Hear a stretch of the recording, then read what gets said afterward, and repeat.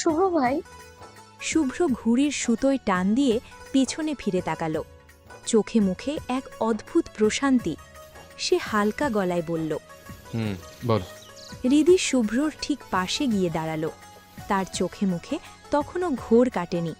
শুভ্রর হাতের ঘুড়ির নাটাইটার দিকে তাকিয়ে সে অবাক হয়ে জিজ্ঞেস করল, আপনি ঘুরে ওড়ান? জানতাম না তো। শুভ্র এক ভ্রু নাচিয়ে বাঁকা হাসল। শান্ত স্বরে বলল, শুধু কি ঘুরে ওড়াতেই দেখলে? আর কিছু দেখিস না? হৃদি চারপাশটা একবার চোখ বুলিয়ে নিল। কোথাও বিশেষ কিছু চোখে পড়ল না। সে কনফিউজড হয়ে বলল, মানে? শুভ্রর মেজাজটা যেন এক নিমেষে খিচড়ে গেল। সে দাঁতে দাঁত চেপে বিড়বিড় করে উঠল, শালিক কানি! আমি কি দেখিনি, বরং আপনি তো কিছুই দেখেননি। আমি কি দেখব? কি দেখার কথা বলছিস? যা দেখার কথা তা আপনি কি এতক্ষণে দেখেছেন? শুভ্র কথাটি শেষ করতে পারল না। তার দৃষ্টি মুহূর্তের মধ্যে হৃদির ওপর পড়ল। গাঢ় সবুজ শাড়ি, হাতের চুড়ির মৃদু শব্দ আর খোলা চুলের মায়াবী ঝর্ণা। হৃদিকে দেখে মনে হচ্ছে আসমান থেকে নেমে আসা কোনো অপার্থিব পরী। শুভ্র তার হাতের ঘুড়ির নাটাইটা একপাশে ফেলে দিয়ে হৃদির দিকে স্থির দৃষ্টিতে চেয়ে রইল। সে জানত হৃদিকে সবুজ রঙে সুন্দর মানায়, কিন্তু আজকের এই রূপকল্প যে এতটা মোহময় হবে তা তার কল্পনারও বাইরে ছিল। শুভ্রর তীব্র এবং গভীর চাহনিতে হৃদি বেশ লজ্জা পেয়ে গেল। সে আড়ষ্টতা কাটাতে হালকা গলায় কেশে উঠল। শুভ্র তখনও মন্ত্রমুগ্ধের মতো তাকিয়ে বিড়বিড় করে বলল, জান, একটু দেখ না। আজও কি দেখবো আমি? আমার মাথা দেখবে।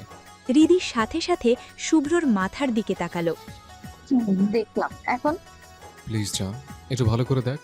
আশেপাশে ভালো করে খেয়াল কর। হৃদি চারিদিকে তাকালো।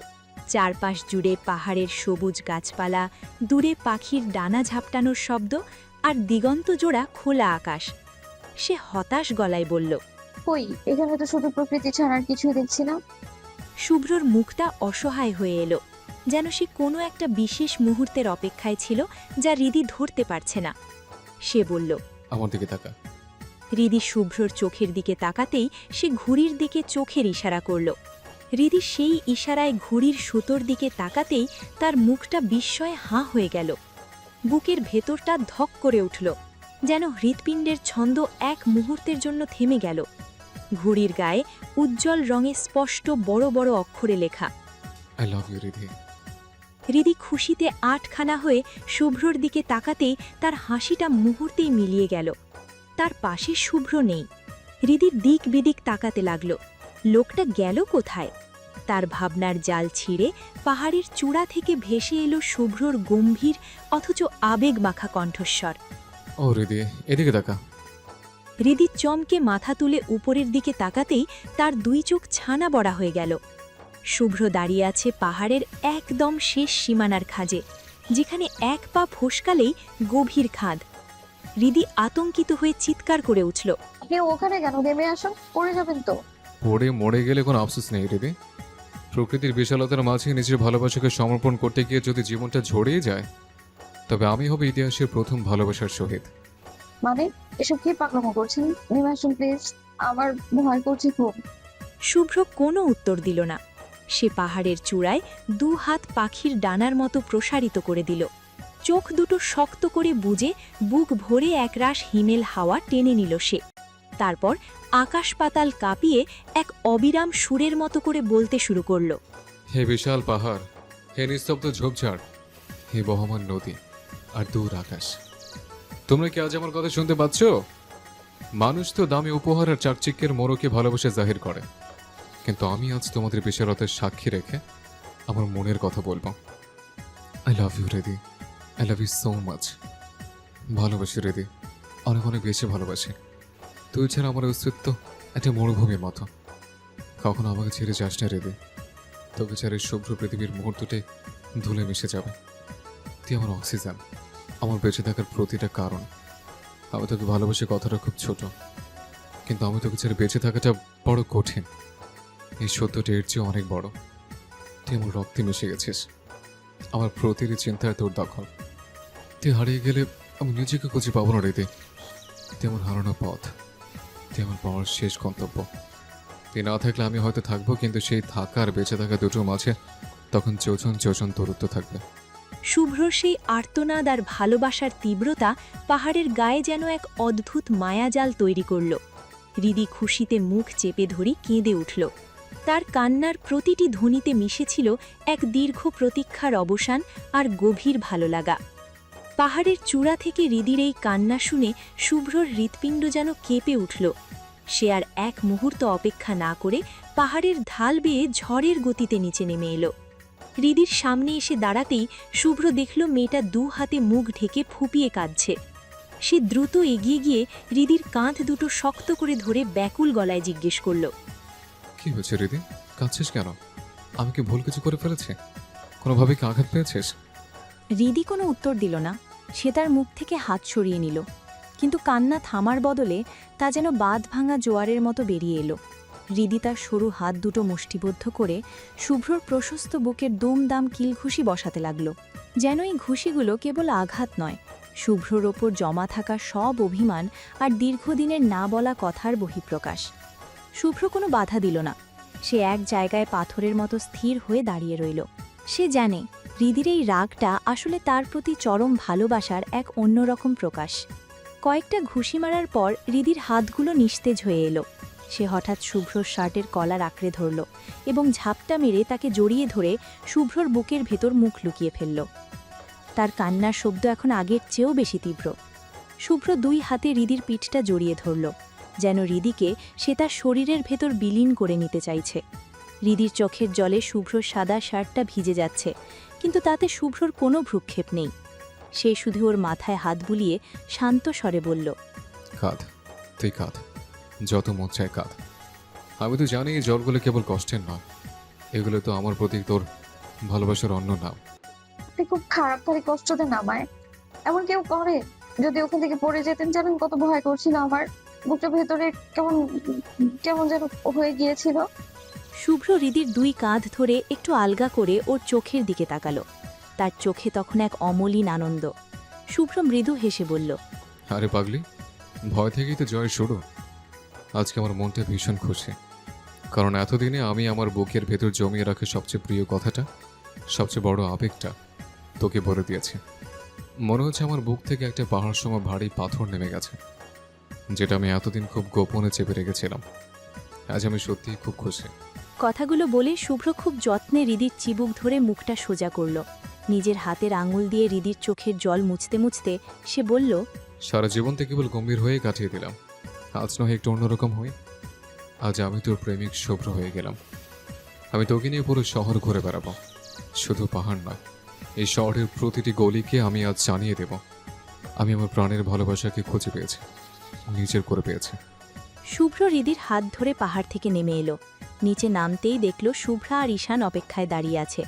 হৃদিকে দেখেই শুভ্রা মৃদু গলায় বলল, কি সারপ্রাইজটা কেমন লাগলো? তোরা তখন গাড়িতে মিথ্যে কথাগুলো কেন বলেছিলি?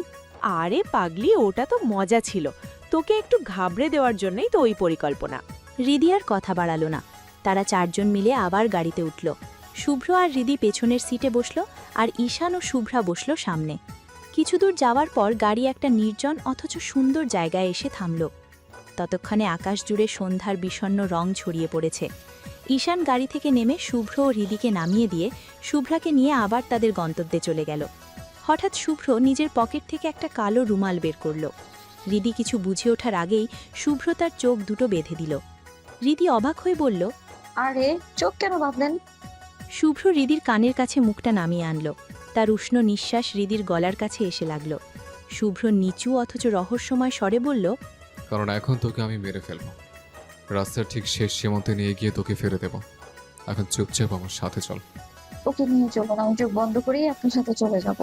শুভ্র কোনো কথা বলল না, কেবল হৃদির হাতটা নিজের হাতের মুঠোয় আরও একটু শক্ত করে নিল।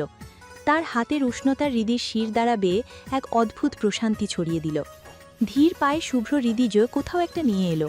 জায়গাটা ভীষণ নীরব, কিন্তু বাতাসের ভাঁজে ভাঁজে মিশে আছে বেলি আর রজনীগন্ধার এক মায়াবী ঘ্রাণ। শুভ্র আলতো করে হৃদির চোখের কালো রুমালটা খুলে দিল। চোখ খুলতেই হৃদি স্তব্ধ হয়ে গেল। চারপাশটা ঘুটঘুটে অন্ধকার, যেন কোনো গভীর শূন্যতা। কবরের মতো নিস্তব্ধতায় হৃদি নিজের হৃদস্পন্দন শুনতে পাচ্ছিল। সে ভয় ভয় ফিসফিস করে বলল, এটা কোথায়? এমন অন্ধকার কেন এখানে? কিন্তু শুভ্রের কোনো আওয়াজ পাওয়া গেল না। হৃদি ভয়ের আবেশে দ্রুত পাশে হাত বাড়িয়ে দেখল, না, সেখানে শুভ্র নেই। লোকটা হুট করে গেল কোথায়? হৃদির কণ্ঠস্বর তখন ভয়ে কাঁপছে। শুভ ভাইয়া, কোথায় আপনি? প্লিজ, আমার ভয় করছে খুব। এখান থেকে নিয়ে চলুন আমার, প্লিজ। হৃদি যখন ভয়ে কাঁপতে কাঁপতে নিজের দু হাত দিয়ে নিজেকে জড়িয়ে ধরছিল, ঠিক তখনই হুট করে সব অন্ধকার চিরে রাজকীয় ঝাড়বাতির আলো জ্বলে উঠল। আর সাথে সাথে উপর থেকে ঝিরঝির করে বৃষ্টির মতো নামতে লাগল হাজারো রক্তিম গোলাপের পাপড়ি।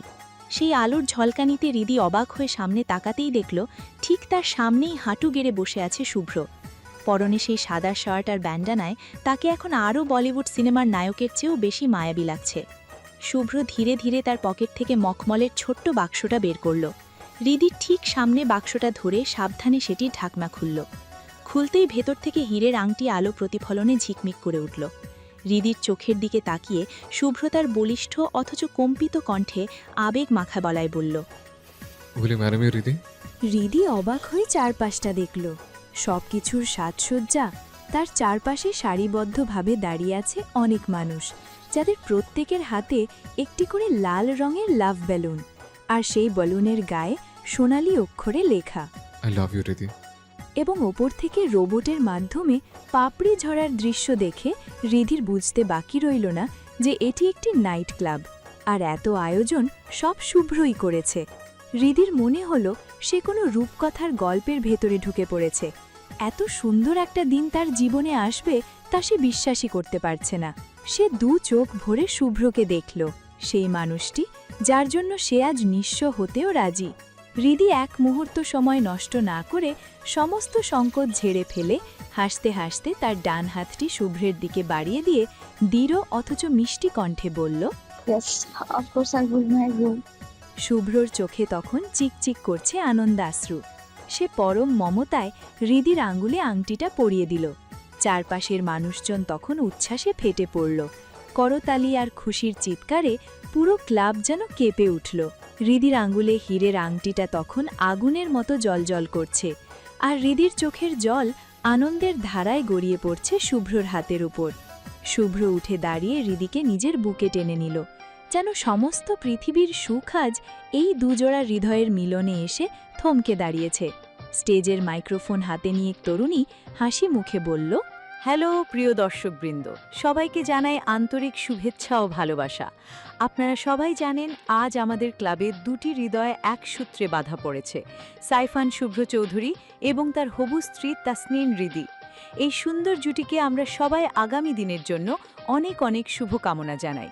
তাদের জীবন ভালোবাসা, হাসি আর সুখে পরিপূর্ণ হোক। কথা শেষ হতেই পুরো হলরুম জুড়ে বজ্রধ্বনির মতো হাততালি বেজে উঠল। চারিদিকের উচ্ছ্বাস যেন আরও কয়েক গুণ বেড়ে গেল। মেয়েটি একটু অপেক্ষা করে আবার মাইক্রোফোনের সামনে দাঁড়িয়ে বলল, তবে আমি চাই আজকের এই উদযাপনটা আরও একটু বিশেষ হয়ে উঠুক। তাই আমি অনুরোধ করছি সাইফান শুভ্র চৌধুরীকে তার হবু স্ত্রীর জন্য একটি গান গেয়ে আমাদের শোনানোর জন্য। দেখি আমাদের এই সুন্দর জুটি আজ স্টেজও কাঁপিয়ে দিতে পারে কিনা। আবারও চারপাশে হাততালির ঝড় উঠল। কেউ শীষ দিল, কেউ উল্লাসে চিৎকার করে উঠল। পুরো পরিবেশটা যেন আনন্দ আর উত্তেজনায় টক বক করে ফুটতে লাগল। হৃদির বুকের ভেতর তখন এক অদ্ভুত অনুভূতির ঢেউ বয়ে যাচ্ছে। এত মানুষের সামনে এত শুভকামনার মাঝে দাঁড়িয়ে থাকতে তার কেমন যেন অবিশ্বাস্য লাগছিল। আনন্দে তার হৃৎপিণ্ডটা দ্রুত স্পন্দিত হচ্ছে। ঠোঁটের কোণে অজান্তেই এক টুকরো হাসি লেগে আছে। মনে হচ্ছিল এই মুহূর্তটা যেন তার জীবনের সবচেয়ে সুন্দর মুহূর্তগুলোর একটি। কিন্তু ঠিক তখনই হঠাৎ চারপাশের সব আলো নিভে গেল। এক নিমিষে পুরো হলরুম অন্ধকারে ডুবে গেল। হৃদি বিস্মিত হয়ে চারপাশে তাকালো। কিছুক্ষণ আগেও যেখানে হাততালি, হাসি আর উল্লাসের শব্দে পরিবেশ মুখর ছিল, সেখানে হঠাৎ করেই এক অদ্ভুত নীরবতা নেমে এসেছে। অন্ধকারে দাঁড়িয়ে তার মনে হলো চারপাশের সবকিছু যেন মুহূর্তের জন্য থেমে গেছে। সে বিভ্রান্ত চোখে চারদিকে তাকাতে লাগল, বুঝতে চেষ্টা করল হঠাৎ কি ঘটল। ঠিক তখনই স্টেজের উপর হালকা আলো জ্বলে উঠল। সঙ্গে সঙ্গে ভেসে এলো গিটারের সুর, আর তার সঙ্গে মিলেমিশে বেজে উঠল মুগ্ধকর এক মিউজিক। হৃদি বিস্মিত চোখে স্টেজের দিকে তাকালো, আর পরের মুহূর্তেই তার হৃদস্পন্দন যেন বুক চিরে বেরিয়ে আসতে চাইল। স্টেজের মাঝখানে মাইক্রোফোনের সামনে দাঁড়িয়ে আছে শুভ্র, তার হাতে গিটার, আঙুলগুলো দক্ষতার সঙ্গে তার ছুঁয়ে সুর তুলছে। ওপর থেকে নেমে আসা লাল এলইডি আলোর আভা তার অবয়বটাকে আরও আকর্ষণীয় করে তুলেছে। মাথায় বাঁধা ব্যান্ডানা, পরনে সাদা শার্ট, দূর থেকে তাকে কোনো সাধারণ মানুষ নয়, বরং কোনো মঞ্চ কাঁপানো রকস্টার কিংবা সিনেমার নায়কের মতো লাগছে। তাকে দেখেই দর্শকদের মাঝে উন্মাদনা ছড়িয়ে পড়ল। চারদিক থেকে শীষ, হাততালি আর চিৎকারের শব্দ উঠতে লাগল। ঠিক তখনই হলরুমের সমস্ত আলো জ্বলে উঠল, পুরো পরিবেশ যেন প্রাণ ফিরে পেল। হৃদি মুগ্ধ নয়নে তাকিয়ে রইল স্টেজের দিকে, চোখ সরানোর ক্ষমতাটুকু যেন হারিয়ে ফেলেছে। শুভ্র গিটারের তারে আঙুল বুলাতে বুলাতে সুর তুলল, তারপর গভীর আবেগে গেয়ে উঠল। কেটে গেছে কিছুদিন। দূর আকাশের নিচে দাঁড়িয়ে থাকা লন্ডন শহরটা আজও নিজের চিরচেনা ব্যস্ততায় মগ্ন।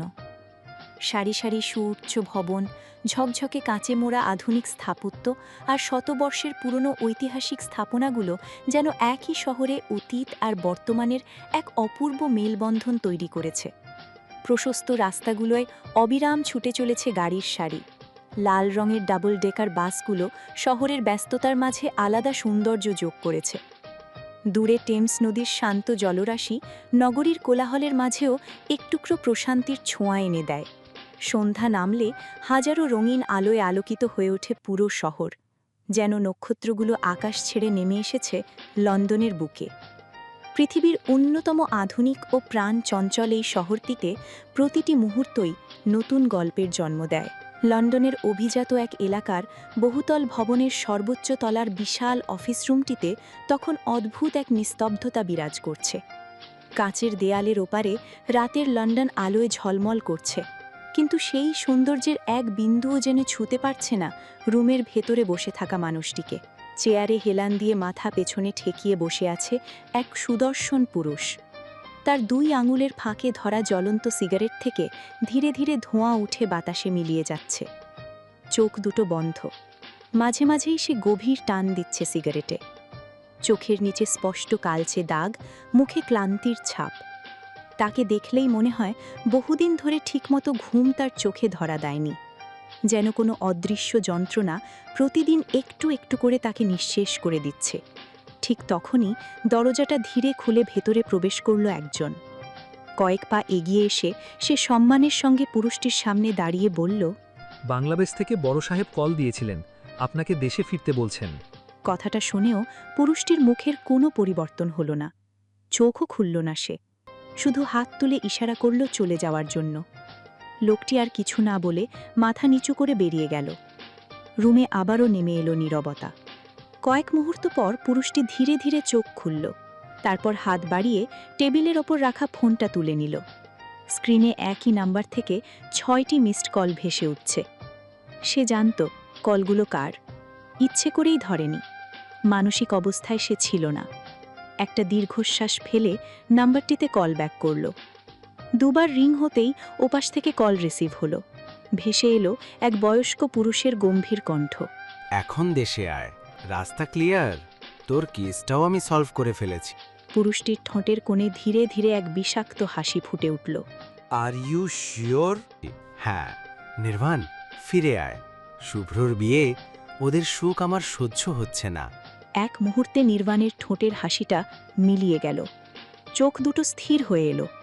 মনে হলো কেউ হঠাৎ করে বহুদিনের চাপা ক্ষতটাকে আবার ছুরি দিয়ে খুঁচিয়ে দিয়েছে। তার ঠোঁট নড়ল, মাত্র 2টি শব্দ উচ্চারিত হলো, হৃদি। হ্যাঁ, তার ফুফাতো বোনের সঙ্গে। বুকের গভীরে বহু বছর ধরে চাপা পড়ে থাকা পুরনো ব্যথাটা আবারও মাথা তুলে দাঁড়ালো। কিন্তু নির্বাণ চিৎকার করল না, ভাঙল না, কোনো আর্তনাদও বেরোল না তার মুখ দিয়ে। শুধু কয়েক সেকেন্ড চুপ করে থেকে জানালার ওপারে ছড়িয়ে থাকা আলো ঝলমলে শহরটার দিকে তাকিয়ে রইল। তারপর সম্পূর্ণ শান্ত কণ্ঠে বলল, আমি আসছি। কলটা কেটে যেতে রুমটা যেন আরও নীরব হয়ে গেল। কবরের মতো এক গা ছমছমে নিস্তব্ধতা গ্রাস করল পুরো ঘরকে। নির্বাণ চেয়ারে মাথাটা পুনরায় হেলান দিল। তীব্র মানসিক ক্লান্তিতে অজান্তেই চোখ জোড়া বন্ধ হয়ে এলো তার। বুকটা তখনও কামারের হাঁপড়ের মতো দ্রুত ওঠানামা করছে। মুখ দিয়ে বেরোচ্ছে দীর্ঘ আর তপ্ত নিঃশ্বাস। বন্ধ চোখের পাতায়, স্মৃতির অন্ধকার পর্দায় হুট করেই ভেসে উঠল এক অষ্টাদশীর মায়াবী মুখ। বুকের ভেতরটা দুমড়ে মুচড়ে যেতেই সে অবশ গলায় অজান্তেই গুনগুন করে গেয়ে উঠল। গানটা শেষ হতেই চাবুক খাওয়া পশুর মতো হঠাৎ চোখ খুলল সে। সেই শান্ত চোখজোড়া মুহূর্তে চরম প্রতিহিংসায় আগুনের মতো জ্বলে উঠল। এতক্ষণের তপ্ত নিঃশ্বাসগুলো এখন আর কেবল ক্লান্তির জানান দিচ্ছে না, তাকে দেখাচ্ছে খাঁচায় বন্দি কোনো হিংস্র জানোয়ারের মতো। ভেতরে সেই ভয়াবহ আক্রোশ আর ধরে রাখতে পারল না নির্বাণ। বাঘের মতো লাফিয়ে উঠে সামনে থাকা থাই গ্লাসে সজোরে এক ঘুষি মারল। কান ফাটানো শব্দে গ্লাসের কাঁচ ফেটে চারদিকে ছিন্ন ভিন্ন হয়ে গেল। ধারালো কাঁচের কিছু টুকরো চামড়া কেটে মাংসের ভেতর ঢুকে গেল গভীর হিংস্রতায়। হাত বেয়ে টপ টপ করে তাজা রক্ত গড়িয়ে পড়ছে মেঝেতে, কিন্তু সেই শারীরিক যন্ত্রণা ছোঁয়ার মতো মানসিক অবস্থা এখন আর তার নেই। সেদিকে সম্পূর্ণ খেয়ালহীন হয়ে সে সামনের কাছের টেবিলটা দুই হাতে খামচে ধরে এক পৈশাচিক আর্তনাদ করে উঠল। ফাক দিস বুলশিট কল লাভ। চিৎকারটা শেষ হতেই পুরো টেবিলটা শূন্যে তুলে আছাড় মারল সে। মুহূর্তে টেবিলটা শক্ত মেঝেতে আছাড় খেয়ে চূর্ণ বিচূর্ণ হয়ে চারদিকে ছড়িয়ে পড়ল। পুরো রুমটা এখন ভাঙা কাচের এক একটা ধারালো মৃত্যুফাদে পরিণত হয়েছে। নির্বাণ দেয়ালে রক্তাক্ত হাতটা চেপে ধরে দাঁতে দাঁত চেপে হিসিয়ে বলল, শুভ্র, আই অ্যাম কামিং।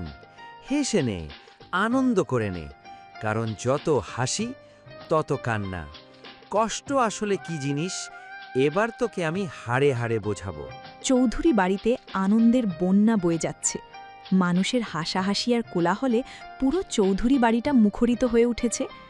আজ শুভ্র আর হৃদির গায়ে হলুদ। সকাল থেকেই পুরো বাড়িটাকে একদম নিখুঁতভাবে সাজিয়ে তোলা হয়েছে। এমনকি বাইরের রাস্তাঘাটেও ঝলমলে মরিচ বাতি দেওয়া হয়েছে। আত্মীয় স্বজন অনেকেই চলে এসেছে, বাকিরা আসবে কাল। তবে সবচেয়ে কাছের মেহমানগুলো ইতিমধ্যে হাজির। ঠিক সন্ধ্যের সময় তুর্য আর রিফাত তাদের বাবা মাকে নিয়ে এসে পৌঁছালো। কিছুক্ষণের মধ্যেই সবাই হৃদিদের বাড়িতে হলুদ নিয়ে রওনা হবে। শুভ্রা, পাখি, মিহি আর তার ফ্রেন্ড চারিদের নিয়ে পার্লারে গিয়েছে সাজতে। হৃদিদের বাড়ি থেকে হৃদিকেও পার্লারে নিয়ে গেছে। এত কিছুর মধ্যেও শুভ্র একেবারে স্বাভাবিক। ও ড্রয়িং রুমের সোফায় বসে নিজের মতো ফোন টিপছে। গায়ের ওপর জড়ানো একটা নর্মাল কালো শার্ট আর পরনে সাদা প্যান্ট। রিফাতের বাবা আর তুর্যর বাবা সোহান চৌধুরীর সাথে কুশল বিনিময় করে কথা বলতে থাকলেন। ইতিমধ্যে ঈশানও সেখানে হাজির হলো। তার গায়ে নীল শার্ট আর সাদা প্যান্ট। সে সোজা শুভ্রের পাশে এসে বসল, তারপর আর চোখে শুভ্রের দিকে তাকিয়ে ফিসফিসিয়ে বলল, বস, আপনার বিয়ে আর আপনি কিভাবে এত স্বাভাবিক আছেন? শুভ্র ফোন থেকে চোখ না সরিয়ে উত্তর দিল, সো হোয়াট, এখন কি আমি লজ্জায় রুমাল ধরে বসে থাকবো? হ্যাঁ, এটাই তো নিয়ম। শুভ্র নাক মুখ কুঁচকে বিরক্তি প্রকাশ করে বলল, ফালতু নিয়ম। এরই মধ্যে পাশে ধপাস করে বসে তুর্য শুভ্রর কাঁধে হালকা ধাক্কা মারল। তারপর একেবারে পেশাদার গায়কদের মতো চোখ বুজে হাত নাচিয়ে শুভ্রকে শুনিয়ে শুনিয়ে গিটকিরি দিয়ে গেয়ে উঠল, নৌশা সেজে যাব আমি বন্ধু তোমার বাড়ি, তোমার অঙ্গে সেদিন প্রিয়া থাকবে লাল শাড়ি। হৃদিদের বাড়িতে গায়ে হলুদ নিয়ে যাওয়ার সময় হয়ে গেছে। শুভ্রারা ওইখান থেকেই চলে গেছে। পুরো চৌধুরী বাড়ি যেন উৎসবের রঙে রঙিন হয়ে উঠেছে। সবাই যে যার মতো তৈরি হতে ব্যস্ত। কেউ হলুদের ডালা গোছাচ্ছে, কেউ ফুলের ঝুড়ি হাতে নিয়ে এদিক সেদিক ছুটছে, আবার কেউ আয়নার সামনে দাঁড়িয়ে শেষবারের মতো নিজের সাজটা দেখে নিচ্ছে। তুর্য আর রিফাত দুজনেই হলুদ রঙের পাঞ্জাবি পরে নিয়েছে। দেখতে একদম জমজমাট লাগছে। ঈশানকেও অনেকবার বলা হয়েছে পাঞ্জাবি পরার জন্য, কিন্তু সে বরাবরের মতো নিজের মর্জির মালিক, সোজা সাপটা না করে দিয়েছে। নিজের পছন্দের পোশাকই পরে নিয়েছে। অন্যদিকে ড্রয়িং রুমের এক কোণে সোফায় বসে আছে শুভ্র। বসে আছে বললেও ভুল হবে, রাগের রীতিমতো ফুটছে। বারবার বড় বড় শ্বাস নিচ্ছে। মুখটা এমন গোমরা হয়ে আছে যেন এখনই কাউকে কামড়ে দেবে। কারণটা খুবই সিম্পল। তাদের ফ্যামিলির নিয়ম, গায়ে হলুদের দিন বর আর কনে একে অপরকে দেখতে পারবে না। আর সেই মহান নিয়মের বলি হয়ে পুরো পরিবার হৃদিদের বাড়ি চলে গেলেও শুভ্রকে এখে গেছে বাসায়। শুভ্রর মেজাজ তখন অলরেডি অফ। তার উপর সকাল থেকে একবারও হৃদিকে দেখতে পারিনি। মেয়েটা আজ কেমন করে সেজেছে, কি পরেছে, কতটা সুন্দর লাগছে, কিছুই দেখতে পাচ্ছে না। ফোন বের করে আবার কল দিল সে। 1 বার, 2 বার, 3 বার, 4 বার, কিন্তু কোনো লাভ হলো না। হৃদি ফোনই ধরছে না। শুভ্রর চোয়াল শক্ত হয়ে গেল।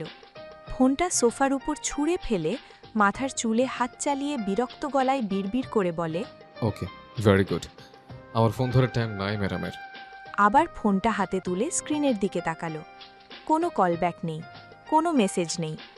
শুভ্র এবার দাঁত কিচিয়ে বলে, শালির বান্তের বাচ্চা, আমার ফোন ধরিস না, কাল রাতে বোঝাবো আমি কি জিনিস। এত অ্যাটিটিউড দেখাস, তোরে যদি না কাঁদিয়ে ছাড়ছি আমি সাইফান শুভ্র চৌধুরী না। কথাটা বলে আবার কল দিল। ফোনটা এবারও বাজতেই থাকল, কিন্তু ওপাশ থেকে কোনো সাড়া এলো না।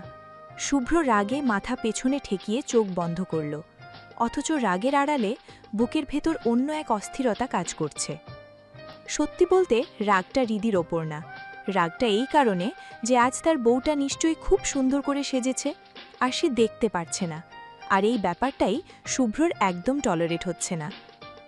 অন্যদিকে হৃদিকে ঘিরে রেখেছে শুভ্রা, পাখি আর মিহি। পার্লার থেকে সাজিয়ে আনার পর যেন তাকে চেনাই দায় হয়ে গেছে। পরনে হলুদ রঙের সবুজ পাড়ের শাড়ি, সারা শরীর জুড়ে কাঁচা গাঁদা ফুল আর টাটকা লাল গোলাপের গয়না, মাথার পেছনে নিখুঁত করে বাঁধা খোপা, তার ওপর গাঢ় সবুজ ঘোমটা, চোখে টানা কাজল, ঠোঁটে হালকা রং, মুখ ভর্তি লাজুক আভা। অনেকেই বলে বেশি সাজলে সৌন্দর্য চাপা পড়ে যায়, কিন্তু সেই কথা সবার ক্ষেত্রে খাটে না।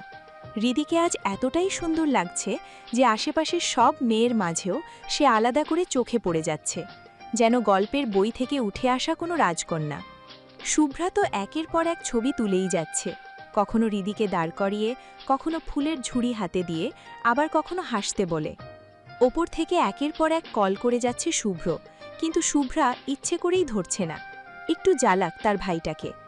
পাখিও ফোন হাতে ব্যস্ত, নানান অ্যাঙ্গেল থেকে ছবি তুলছে।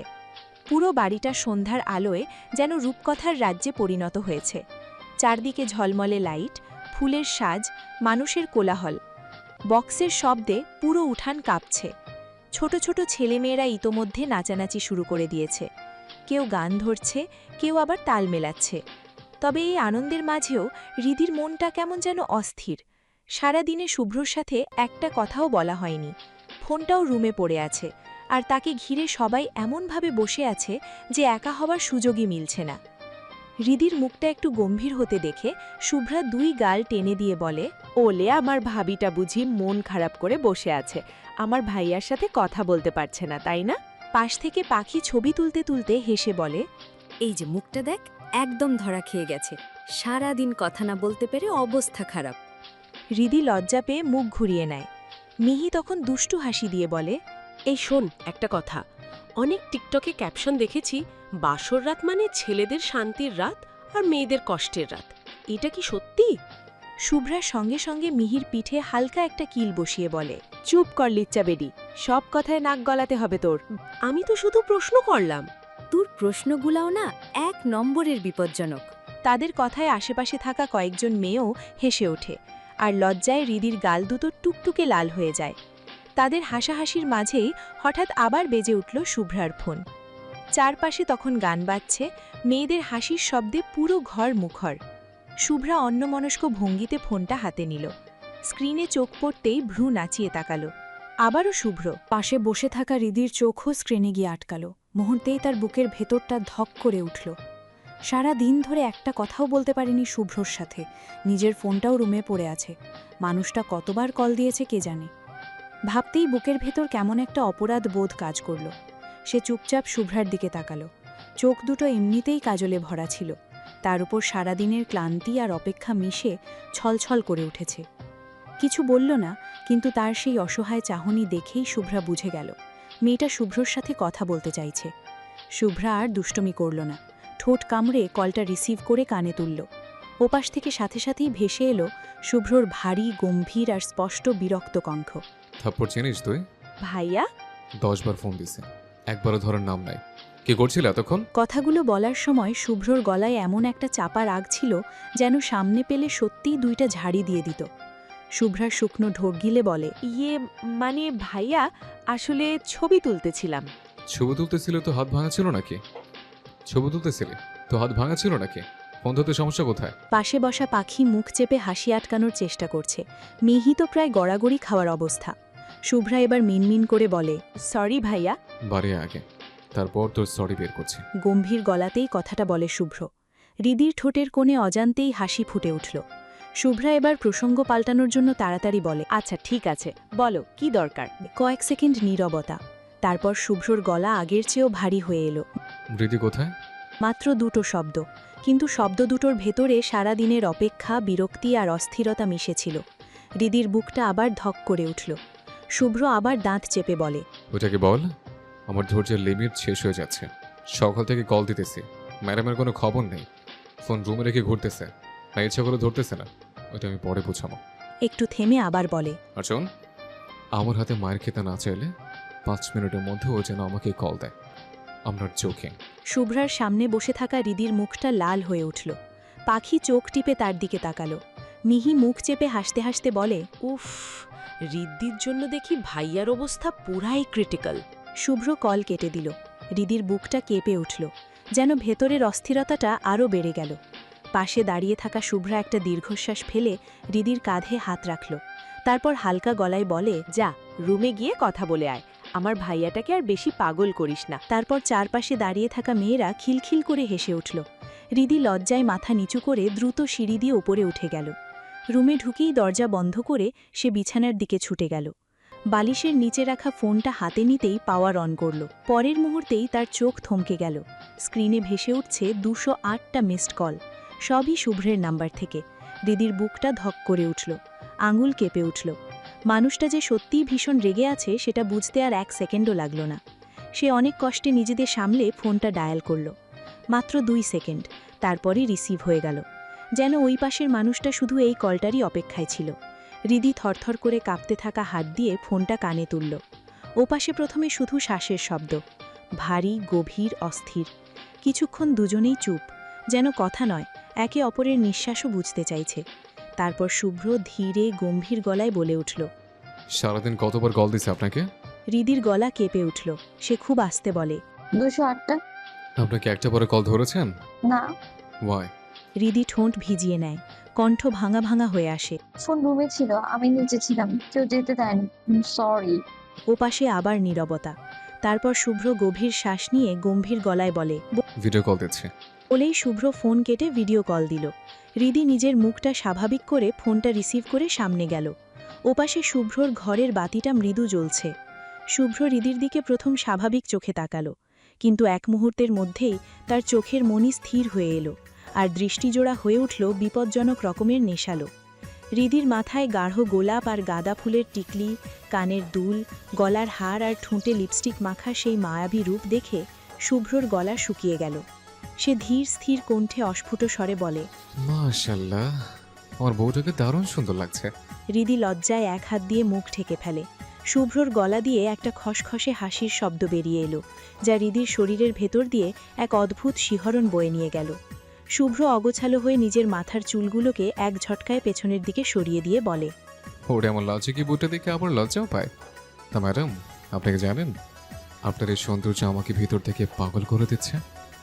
আমার বুকের ভেতর যে ঝড় তুলে দিচ্ছে, তাতে আমি পুরো এলোমেলো আর অগোছালো হয়ে যাচ্ছে। বলেই শুভ্র প্রচণ্ডভাবে ঘামতে শুরু করল। তার চোখের মনি লাল হয়ে উঠল, আর সে বড় বড় নিঃশ্বাস ফেলতে লাগল। হৃদির এই রূপ দেখার পর তার নিজেকে কেমন যেন বন্য আর পাগল পাগল লাগছে। সে নিজের শার্টের কলারটা 2 আঙ্গুল দিয়ে টেনে একটু ঢিলে করে দিল এবং অস্থিরতায় বারবার নিচের ঠোঁট কামড়ে ধরে ফোনের দিকে তাকিয়ে দাঁতে দাঁত চেপে উত্তেজিত কণ্ঠে বলে, মাফ করবো, তোর এই সৌন্দর্য দেখার ক্ষমতা এই মুহূর্তে আমার নেই। I'm just losing my mind. It is driving me crazy. আর 1 সেকেন্ড যদি তুই এইভাবে আমার সামনে থাকিস, তবে আমি কাল রাত পর্যন্ত ধৈর্য ধরতে পারবো না। বাই শোনা, আমার এই অবস্থা করার জন্য সব কাল রাতে সুদে আসল উসুল করে নেব। বলেই কলের লাইন কেটে গেল। হৃদি স্তব্ধ হয়ে ফোনের স্ক্রিনের দিকে তাকিয়ে রইল। কি হলো? শুভ্র কেন এভাবে হুট করে কল কেটে দিল? সন্ধে 7টার ফ্লাইটে উঠল নির্বাণ। বিমানের ফার্স্ট ক্লাস কেবিনে শরীর এলিয়ে চোখ বন্ধ করল সে। আজ সে যাচ্ছে, হয় কাউকে ছিনিয়ে আনতে, নয়তো কাউকে চিরতরে শেষ করে দিতে। তার জেদ চেপেছে, যে কোনো একটা করেই সে ছাড়বে।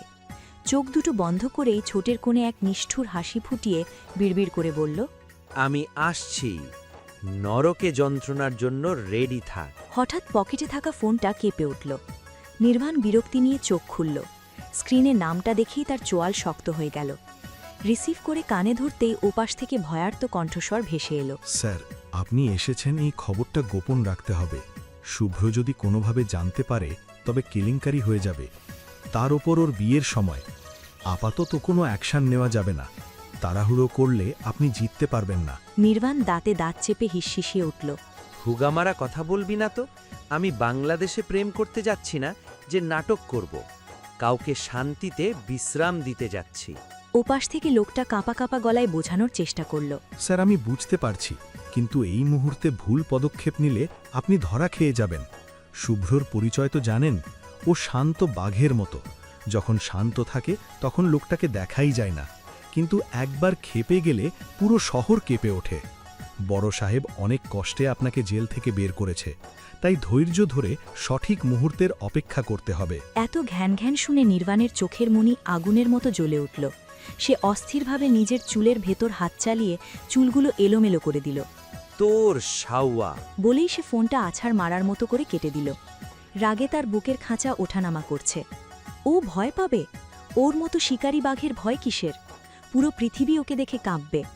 এই ভাবনাটা তাকে আরও অস্থির করে তুলল। জানালা দিয়ে বাইরে অন্ধকারের দিকে তাকিয়ে নির্বাণ নিজের মুষ্টিবদ্ধ হাতের দিকে তাকালো। তার শিরাগুলো ফুলে উঠেছে। সে নিশ্চিত এবার শুভ্রর সব দম্ভ সে ধুলোয় মিশিয়ে দেবে। তোর জামাই হবে আস্ত মোটা, পেট থাকবে ঢোলের মতো। হাঁটতে বেরোলে সবাই বলবে, এই যে এইটা শুভ্রার মুটকা জামাই না। কথাটা বলেই মিহি তার কোমর দুলিয়ে খিলখিল করে হেসে উঠল। শুভ্রা তার দিকে অগ্নিশর্মা দৃষ্টিতে তাকিয়ে দাঁতে দাঁত চেপে বলল, আর তোর জামাই হবে একদম টাকলা। রাস্তা দিয়ে হাঁটলে সবাই আঙুল দেখিয়ে বলবে, ওই যে মিহির টাকলা জামাই, দেখ মাথাটা কেমন বাতির মতো চকচক করছে। স্টেজের এক কোনায় দাঁড়িয়ে মিহি আর শুভ্রা নিজেদের মধ্যে মিষ্টি ঝগড়ায় মেতে উঠেছে। পুরো অনুষ্ঠান বাড়িয়ে তাদের হাসির শব্দে কাঁপছে। মিহি হঠাৎ শয়তানি হাসি দিয়ে শুভ্রাকে ধরতে দৌড় দিল। শুভ্রাও হাসতে হাসতে শাড়ির কুচি সামলে রাস্তার দিকে দৌড় শুরু করল। ঠিক সেই মুহূর্তে চৌধুরী বাড়ির দামি দামি গাড়িগুলো সারি সারি লাইনে এসে হৃদিদের বাড়ির সামনে এসে থামল। ঈশান, রিফা তার তুর্যর দলবলন গাড়ি থেকে নেমে রাজকীয় ভঙ্গিতে বাড়ির ভেতরের দিকে হাঁচা দিল। এদিকে শুভ্রা পিছন দিকে মিহির দিকে তাকিয়ে দৌড়াতে দৌড়াতে অচমকা ঈশানের সঙ্গে ধাক্কা খেল। ঈশান হঠাৎ তাল সামলাতে না পেরে পিছনের দিকে ঠাস করে পড়ে গেল, আর শুভ্রাও গিয়ে ঈশানের বুকের ওপর আছড়ে পড়ল। ঘটনাটা এত দ্রুত ঘটল যে কেউই বুঝে ওঠার সুযোগ পেল না। এক অপ্রস্তুত মুহূর্তে তাদের ঠোঁট একে অপরের সঙ্গে লেগে গেল। দুজনের শরীরই যেন মুহূর্তের জন্য অবশ হয়ে এলো। চারপাশে দাঁড়িয়ে থাকা সবাই বিস্মিত চোখে তাদের দিকে তাকিয়ে রইল। শুভ্রা কি ঘটেছে বুঝতে পেরে লজ্জায় লাল হয়ে গেল। তাড়াতাড়ি ঈশানের ওপর থেকে উঠে শাড়ির কুচি ধরে প্রায় দৌড়েই বাড়ির ভেতরে চলে গেল। পিছন থেকে রিফা তার তুর্য হাসতে হাসতে পেটে খিল ধরে যাওয়ার মতো অবস্থা। ওদিকে ঈশানের কোমরে যে ব্যথাটা লেগেছে তা যেন তার পুরো পুরুষত্ব আর ইগোকে চুরমার করে দিয়েছে। সে মাটিতেই বসে কোমরে হাত দিয়ে কাতরাতে কাতরাতে আর্তনাদ করে উঠল। আহ, আমার কোমর, মনে হচ্ছে কোমরের হাড়টাই দুই টুকরো হয়ে গেছে। তুর্য হাসতে হাসতে ঈশানের দিকে হাত বাড়িয়ে বলল, ভালোই তো, ফ্রিতে একটা পুরো সিনেমার সিন দেখে ফেললাম। রিফা তো হেসে কুটি কুটি অবস্থা। একদম ঠিক বলেছিস, কি সুন্দর এন্ট্রি ছিল দেখেছিস? শুভ্রা দৌড়ে এলো, গিয়ে সোজা ঈশানের উপর পড়ল, তারপর এমন লজ্জা পেল যে দৌড়ে পালিয়ে গেল, একদম সিনেমার প্রথম দৃশ্যের নায়িকার মতো। ঈশান বিরক্ত মুখে তাদের দিকে তাকালো। জানি না ওই শুভ্রা আমার সঙ্গে কিসের শত্রুতা, বিশেষ করে আমার কোমরের সঙ্গে। আমি নিশ্চিত ও মনে মনে শপথ নিয়েছে আমার কোমর একদিন না একদিন ভেঙেই ছাড়বে। কোমরটা এখনো অক্ষত আছে তো ভাই? চুপ করো। ঈশানের ধমক শুনে রিফা তার তুর্য আরও জোরে হেসে উঠল। শেষমেশ তুর্য হাসতে হাসতে ঈশানের দিকে হাত বাড়িয়ে দিল। ঈশান তার হাত ধরে উঠে দাঁড়ালো। শার্টে হালকা ধুলো লেগে গিয়েছিল। বিরক্ত মুখে ধুলো ঝেড়ে জামাটা ঠিক করল সে। এরই মধ্যে বাড়ির সামনে অতিথিদের ভিড় আরও বেড়ে গেছে। চারপাশে উৎসব মুখর পরিবেশ, আলো, হাসি আর কোলাহলে মুখর পুরো জায়গা। তিনজন একসঙ্গে হাঁটতে হাঁটতে স্টেজের দিকে এগিয়ে গেল। স্টেজের সামনে এসে দাঁড়াতেই তাদের চোখের সামনে ভেসে উঠল রঙিন সাজসজ্জায় মোড়া পুরো অনুষ্ঠানস্থল। চারপাশে ব্যস্ততা, আনন্দ আর উৎসবের আমেজে জমে উঠেছে পরিবেশ। ওদিকে শুভ্রা লজ্জায় দৌড়ে রুমে ঢুকে দরজার পাশে দাঁড়িয়ে পড়ল। বুকের ভেতরটা যেন এখনও ধুকপুক করে চলেছে। এক হাত বুকের ওপর চেপে ধরে দ্রুত শ্বাস নিতে লাগলো সে। গাল দুটো টকটকে লাল হয়ে উঠেছে। কিছুক্ষণ আগের ঘটনাটা মনে পড়তেই বুকের ভেতর কেমন অদ্ভুত একটা অনুভূতি ছড়িয়ে পড়ল। সবকিছু এত দ্রুত ঘটেছিল যে এখনো বিশ্বাসই হচ্ছে না। ভাবতেই সারা শরীরে কাঁটা দিয়ে উঠছে। এদিকে হৃদি আয়নার সামনে দাঁড়িয়ে নিজের সাজটা শেষবারের মতো দেখে নিচ্ছিল। হঠাৎ শুভ্রাকে এভাবে হাঁপাতে হাঁপাতে রুমে ঢুকতে দেখে অবাক হয়ে তার দিকে এগিয়ে এলো। কি হয়েছে তোর? এভাবে কুকুরে দৌড়ানি খাওয়া মানুষের মতো দৌড়ে আসছে কেন? শুভ্রা দ্রুত নিজেকে স্বাভাবিক করার চেষ্টা করল। মুখের অস্থিরতা লুকিয়ে জোর করে একটা হাসি এনে বলল, কিছু হয়নি রে, পরে বলবো, এখন চল, তোর জন্য হলুদ চলে এসেছে। হৃদি সন্দেহ ভরা চোখে কয়েক সেকেন্ড তার দিকে তাকিয়ে রইল, কিন্তু আর কিছু জিজ্ঞাসা করার সুযোগ পেল না। কিছুক্ষণ পর পাখি, মিহি, শুভ্রা সহ আরও অনেক মেয়ে মিলে হৃদির মাথার উপর একটি ওড়না ধরল। হাসি, আনন্দ আর উচ্ছ্বাসের মাঝেই তারা ধীরে ধীরে হৃদিকে নিয়ে স্টেজের দিকে এগিয়ে গেল। এদিকে স্টেজের একপাশে দাঁড়িয়ে ঈশান, তুর্য আর রিফাত আড্ডায় মশগুল ছিল। হঠাৎ ঈশানের চোখ চলে গেল বাড়ির সদর দরজার দিকে। এক মুহূর্তেই তার চারপাশের সব শব্দ যেন দূরে মিলিয়ে গেল। ওড়নার নিচে মাথা নত করে হাঁটছে হৃদি, আর তার চারপাশে ওড়নার কোণা ধরে হেঁটে আসছে এক ঝাঁক মেয়েরা। কিন্তু ঈশানের দৃষ্টি সেখানে আটকে রইল না। তার চোখ গিয়ে থামল শুভ্রার উপর। হলুদ রঙের সবুজ পাড়ের শাড়িতে মেয়েটা যেন চারপাশের সব আলো নিজের দিকে টেনে নিয়েছে। সারা শরীরে লাল গাঁদা ফুলের গয়না, মাথার খোপায় ফুল, হাতে ফুলের চুড়ি, কোমরে ফুলের বেল্ট। দূর থেকে দেখে মনে হচ্ছে কোনো হলুদ পরী ধীরে ধীরে হেঁটে আসছে। সন্ধ্যার আলো, চারপাশের সাজসজ্জা আর মানুষের ভিড়ের মাঝেও মেয়েটাকে আলাদা করে চোখে পড়ছে। ঈশান অজান্তেই স্থির হয়ে গেল। মুহূর্তের জন্য চারপাশের কোলাহল, মানুষের কথা, তুর্য রিফাতের আড্ডা সব কিছু যেন ঝাপসা হয়ে গেল। শুধু স্পষ্ট হয়ে রইল হলুদ শাড়ি পরা এক চঞ্চল মেয়ের অবয়ব। ঈশান ঘোর লাগা দৃষ্টিতে তাকিয়ে রইল তার দিকে। ঠিক সেই মুহূর্তে শুভ্রার চোখ গিয়ে পড়ল ঈশানের দিকে। দূর থেকে ঈশানকে নিজের দিকে একদৃষ্টে তাকিয়ে থাকতে দেখে বুকের ভেতরটা কেঁপে উঠল তার। লজ্জায় তড়িগড়ি করে চোখ সরিয়ে নিল সে। আজকাল কেন জানি ঈশানের সামনে এলেই তার ভেতরটা এলোমেলো হয়ে যায়। হৃৎপিণ্ডটা অকারণে দ্রুত চলতে শুরু করে, হাত পা ঠান্ডা হয়ে আসে। আর হবেই বা না কেন? শুভ্রা বুঝে গেছে সে আর স্বাভাবিক নেই। কবে, কখন, কিভাবে সে জানে না, শুধু জানে অজান্তেই ঈশান নামের মানুষটার প্রতি তার হৃদয়ে গভীর এক অনুভূতি জন্ম নিয়েছে। এমন এক অনুভূতি যার নাম ভালোবাসা। হৃদিকে স্টেজের মাঝখানে বসানো হলো। চারপাশে উচ্ছ্বাসে মেতে উঠেছে সবাই। বক্সে উচ্চস্বরে গান বাজছে। তরুণ তরুণীদের হাসি চিৎকারে পুরো পরিবেশ মুখরিত হয়ে উঠেছে।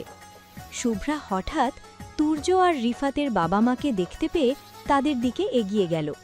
মিষ্টি হেসে সালাম করতেই সবাই স্নেহভরা হাসিতে সালামের জবাব দিল। তুর্যের মা শুভ্রার থুতনি আলতো করে ছুঁয়ে দিয়ে বললেন, মাশাআল্লাহ, তুমি তো অনেক বড় হয়ে গিয়েছো মা, সেই ছোটবেলায় দেখেছিলাম তোমাকে। শুভ্রা লাজুক হেসে মাথা নিচু করল। তুর্যের মা এবার নিজের স্বামীর দিকে তাকিয়ে বললেন, আমি কি মিথ্যা বলেছি তুর্যের বাবা? দেখেন না মেয়েটা কত বড় হয়ে গেছে, আর দেখতে তো একেবারে পরীর মতো হয়েছে। আরে মেয়েরা তো চোখের পলকেই বড় হয়ে যায়, বুঝতেই সময় লাগে না। কথাটা শুনে সবাই হেসে উঠল। শুভ্রাও মুচকি হেসে আবার স্টেজে গিয়ে হৃদির পাশে বসল। এদিকে তুর্যের মা শুভ্রার দিকে কিছুক্ষণ তাকিয়ে থেকে নিচু স্বরে বললেন, শুনুন, একটা কথা বলবো? বলো। আমরা তো তুর্যের বিয়ের কথা ভাবছি, তাই বলছিলাম বাইরে মেয়ে খুঁজতে যাব কেন, শুভ্রার সঙ্গেই তুর্যের বিয়ের কথা বলি না? মেয়েটাকে আমার খুব পছন্দ হয়েছে, ছেলের বউ হিসেবে একদম পারফেক্ট, আর দুজনকে মানাবেও দারুণ। কথাটা শুনে তুর্যের বাবা হেসে ফেললেন। তোমাকে একটা সারপ্রাইজ দিই। কি সারপ্রাইজ? তুর্য আর শুভ্রার বিয়ের কথা আমি আজ থেকে 2 বছর আগেই ঠিক করে রেখেছি। তুর্যের মা বিস্ময়ে চোখ বড় বড় করে ফেললেন। বলেন কি? হ্যাঁ, এই ব্যাপারটা শুধু আমি আর সোহান চৌধুরীই জানি, আর কেউ না। কিন্তু কবে, কিভাবে? একদিন আমি আর সোহান চৌধুরী একসঙ্গে গাড়িতে করে ফিরছিলাম, তখন হঠাৎ রাস্তায় শুভ্রাকে দেখি। মেয়েটা তখন সবে এসএসসি পরীক্ষা দিয়েছে। প্রথম দেখাতেই আমার খুব ভালো লাগে। তারপর সোহানকে বললাম বিষয়টা, উনিও রাজি হয়ে গেলেন। তুর্যের বাবা স্মৃতিমাখা হাসি হেসে বললেন। তিনি একটু থেমে আবার বললেন, তুর্যকে তো তিনি ছোটবেলা থেকেই চেনেন, ছেলেটার স্বভাব চরিত্র পরিবার সবই তার জানা, আর শুভ্রাও তুর্যকে ছোটবেলা থেকেই চেনে, তাই দুজনকে নিয়ে আমার কোনো দ্বিধা ছিল না। তুর্যের মা এখনো বিস্মিত মুখে তাকিয়ে আছেন। আজই তোমাকে কথাটা বলতাম, কিন্তু দেখো নিয়তির খেলাটা কেমন, আমি বলার আগেই মেয়েটাকে তোমারও পছন্দ হয়ে গেল। তুর্যের মা যেন আকাশের চাঁদ হাতে পেলেন, চোখে মুখে খুশির ঝিলিক ফুটে উঠল। তিনি উচ্ছ্বসিত কণ্ঠে বললেন, আপনি জানেন না কি বড় সারপ্রাইজ দিলেন আমাকে। আমি আমার ছেলের বউ হিসেবে শুভ্রাকেই চাই, যত তাড়াতাড়ি সম্ভব ব্যবস্থা করুন। তুর্যের বাবা মৃদু হেসে মাথা নাড়লেন। হারে, এতটা উত্তেজিত হওয়ার কিছু নেই। আমাদের মধ্যে কথা হয়েছিল তুর্য যখন আমার ব্যবসার দায়িত্ব নেবে তখনই বিয়ের ব্যাপারটা নিয়ে আলোচনা হবে। এখন তো তুর্য ব্যবসা সামলাতে শুরু করেছে। বিষয়টা জানার পর সোহান চৌধুরীও আমাকে বলে রেখেছেন আজকের গায়ে হলুদের অনুষ্ঠান শেষ করে বাড়ি ফিরেই তুর্য আর শুভ্রার বিয়ের বিষয়ে বসবেন।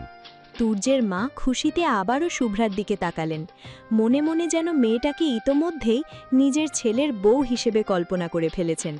এদিকে আনুষ্ঠানিকভাবে গায়ে হলুদের অনুষ্ঠান শুরু হয়ে গেছে।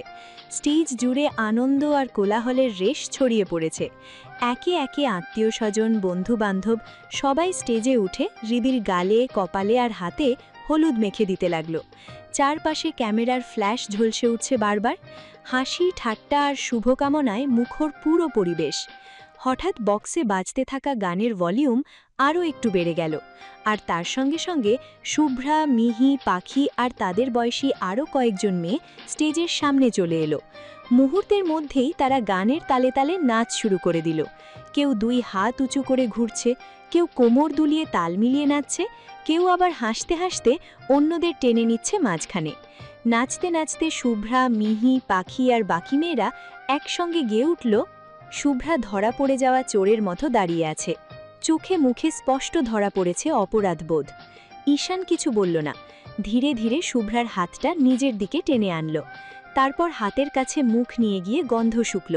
সঙ্গে সঙ্গে কাঁচা হলুদের তীব্র গন্ধ নাকে এসে লাগল। ঈশানের নাক কুঁচকে উঠল, আর বুঝতে একটুও বাকি রইল না এই দুর্ধর্ষ মেয়েটা একটু আগে সুযোগ বুঝে তার গালে হলুদ মেখে দিয়েছে। মুহূর্তের মধ্যেই ঈশানের রাগ চড়চড় করে বেড়ে গেল। যখন তখন সবার সামনে এমন ফাজলামি করার মানে কি? সে ঝটকা দিয়ে শুভ্রার হাত ছেড়ে দিল, তারপর চরম বিরক্তিতে তার দিকে তাকিয়ে শক্ত গলায় বলল, সবার সামনে অমন ফাজলামি করার মানে কি Shubhra? What is this nonsense? এখন সবাই আমাদের নিয়ে কি ভাবছে? শুভ্রা, তুমি এখনো ছোট নও যে তোমার মাথায় মিনিমাম কমন সেন্স থাকবে না। ঈশানের এমন আচমকা ধমকে ভেতরে ভেতরে কেঁপে উঠল শুভ্রা। চারপাশের মানুষের সামনে নিজেকে বড্ড অসহায় লাগল তার। সে অপরাধীর মতো মাথা নিচু করে ধরা গলায় বলল, সরি ঈশান ভাইয়া, আম রিয়েলি সরি। ঈশান তার কথায় একটুও শান্ত হল না, বরং আরও রেগে গিয়ে বলল, রাখো তোমার সরি, জাস্ট শাট আপ। তুমি যেখানে সেখানে গিয়ে আমার সাথে ফাজলামি করো। আমাকে কি তোমার জোকার মনে হয় যে যা ইচ্ছে তাই করবে আমার সাথে? শুভ্রা এবার আর পাল্টা কিছু বলার সাহস পেল না, কিন্তু ঈশানের এই রূঢ় কথাগুলো তীরের মতো এসে তার বুকে বিঁধল। সে তো জাস্ট একটু দুষ্টুমিই করেছিল, বেশি কিছু তো করেনি। এতে সবার সামনে এইভাবে অপমান করে কথা বলার কি আছে? প্রচণ্ড একটা অভিমান দলা পাকিয়ে এলো তার গলায়। ঈশান পুনরায় ধমকের সুরে বলল, তোমাকে আমি সাফ জানিয়ে দিচ্ছি, শুভ্রা, নেক্সট টাইম আমার সাথে এমন দুষ্টুমি একদম করবে না। This is my last warning, মনে থাকবে? শুভ্রা তার চোখের কোণে জমে ওঠা জলটুকু আড়াল করার জন্য ঠোঁট কামড়ে কান্না আটকানোর আপ্রাণ চেষ্টা করল। সে কোনো মতে হ্যাঁ সূচক মাথা নাড়ল। ঈশান তার মুখ থেকে জবাব শোনার জন্য আবার জোর দিয়ে বলল, আই সেড মনে থাকবে? মনে থাকবে। এবার সত্যি বলছি ঈশান ভাইয়া, আর দুষ্টুমি করব না আপনার সাথে, আর কোনো দিন ভাজলামি করব না। আজকের জন্য আমাকে মাফ করে দিন। বলেই শুভ্রা চোখের জল আড়াল করতে এক দৌড়ে বাড়ির ভেতরে ঢুকে গেল। ঈশান তার চলে যাওয়ার পথের দিকে তাকিয়ে একটা দীর্ঘশ্বাস ফেলল। এক মুহূর্তের জন্য তার মনে হলো একটু কি বেশিই বলে ফেলল সে মেয়েটাকে। এতটা রূঢ় না হলেও তো চলত, কিন্তু পরক্ষণেই সেই নরম ভাবটা মাথা থেকে ঝেড়ে ফেলে নিজেকে শক্ত করে বলল, ধুর, যা করেছে ও তার জন্য এই বকাটুকু ওর প্রাপ্য ছিল। বেশি মাথায় তুললে পরে আর সামলানো যাবে না। রাত 12টা, গায়ে হলুদের অনুষ্ঠান প্রায় শেষ পর্যায়ে। নাচ গান শেষ করে আমোদে মানুষগুলো এখন ক্লান্ত হয়ে ঝিমিয়ে পড়ছে। হৃদিকে হলুদ মাখাতে মাখাতে একদম ভূত বানিয়ে ছেড়েছে সবাই। অন্যদিকে হৃদিদের বাড়ির সামনে ছটফট করতে করতে পায়চারি করছে শুভ্র। তখন হৃদিকে ভিডিও কলে দেখার পর থেকে সে নিজেকে আর কোনোভাবেই ধরে রাখতে পারছিল না। মনের ভেতর এমন এক ব্যাকুলতা তৈরি হয়েছে যে এখন যদি সে হৃদির কাছে না যেতে পারে তবে ছটফট করতে করতে তার দমই আটকে যাবে। কিন্তু এতদূর ছুটে এসেও কোনো লাভ হচ্ছে না।